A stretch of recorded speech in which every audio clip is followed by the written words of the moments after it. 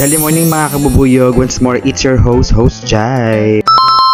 For today's event nga ay on the way tayo sa Cubao dahil doon nga tayo magkita ng DJ Ren. Papunta nga tayo sa out of town event sa Bicol. Sana wag umulan kasi wala tayong dalang kapote or payong. Galing nga pala si DJ Ren ng Batangas kaya doon na kayo magkita sa may terminal sa may Cubao.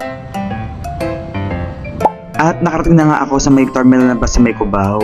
At nakita ko na nga si DJ Ren kaya naman agad-agad na kami sumakay. Tari naman ni DJ nakamaleta. Abroad yarn. Char!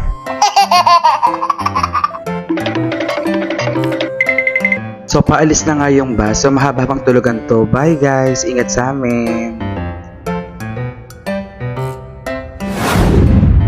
Good morning mga Bia. So dito na nga tayo sa may Sorsogon. So nag-last stopover na nga ulit yung bus. Grabe, sobrang antok na antok pa nga ako dito. Konti na nga lang kami sa bus dahil marami na nga nakababa. Ito nga yung view sa may labas na ulan nga. Kaya nga kinakabahan ako maya-maya kasi outdoor yung event namin.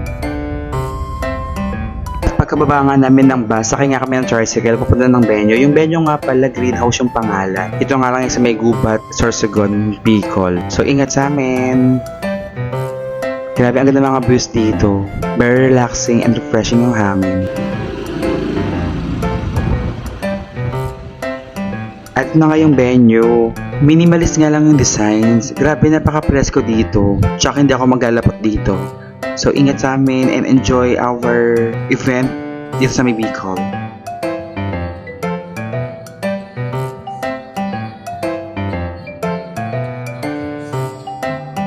Thank you for watching mga kabubuyog. See you on my next vlog. Bye!